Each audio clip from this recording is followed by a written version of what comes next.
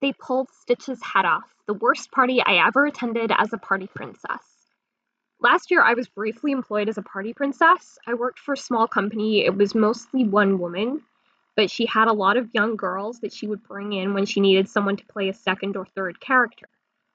I say I was a party princess, but I also had to play a lot of other characters. For example, I had to play Spider-Man quite a few times, and sometimes I was asked to play mascot characters. Most of the time, the mascot was Bluey from the TV show, but on one occasion, I had to play Stitch. Not many people booked Stitch, so I only ever played him this one time, but I wouldn't have wanted to play him again for all the money in the world. It was a birthday party for an 8-year-old girl, so the children there were at the higher end of the age range for character parties. It was also held at their school, so that's already a nightmarish environment. The birthday girl was really excited at the start. My employer was dressed as an off-brand unicorn princess, but the girl was mainly looking forward to seeing Stitch. My employer immediately messed up by leaving the box with the Stitch costume in the corridor where all the children entering the party could see it. Then she dumped me in a classroom to change and eventually led me into the main hall to present Stitch to the children. You have to remember that these mascot heads leave you with hardly any vision at all, so you are completely dependent on the person guiding you. It's also really hot inside them, but that doesn't really factor into this. She led me onto the stage, and every boy in the room immediately began chanting, "Take it off," like they were on The Masked Singer. I'll admit this was kind of funny for about 5 seconds, but they would not shut up.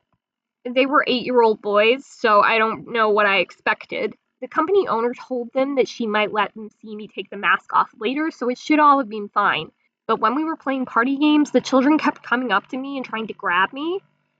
Some of it was harmless enough. They'd ask me if I was really Stitch or whether Angel is Stitch's girlfriend, but they kept grabbing. I couldn't speak in this suit. I could only back away so far because we were on the floor in front of the stage, and I had to detach the children as gently as I could because pushing a child off you isn't going to play well. But trust me, it gets really difficult to put up with this. I kept trying to get my employer's attention, but she'd just say things like, "Oh, be gentle with Stitch, don't pull on Stitch, blah blah blah." She didn't really do much to help me out until she led me out of the room for an early break.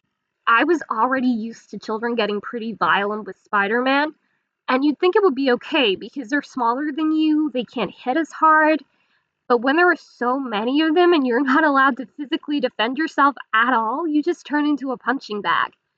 So it was quite common for me to ask my employer to keep the children off me, which is what I did this time.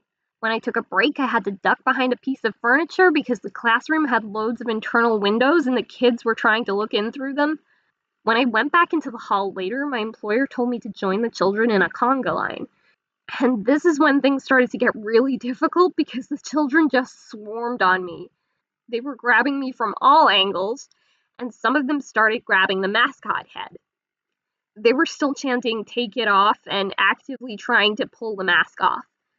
I remember thinking that short of someone getting properly hurt, Stitch's head coming off was probably the worst possible outcome. The party would have been completely over, and I think I would have died of embarrassment.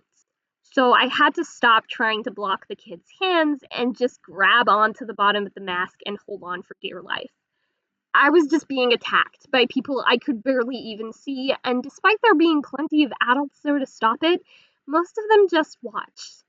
Eventually, my employer finally decided to do something, and she and the birthday girl's mother led me back out of the room. The mother was really nice, to be fair. When I changed out of the costume, she told me to get some food. You don't usually get food at these parties, particularly when you're a masked character. It's just not offered to you. I think they forget that there is a person inside there.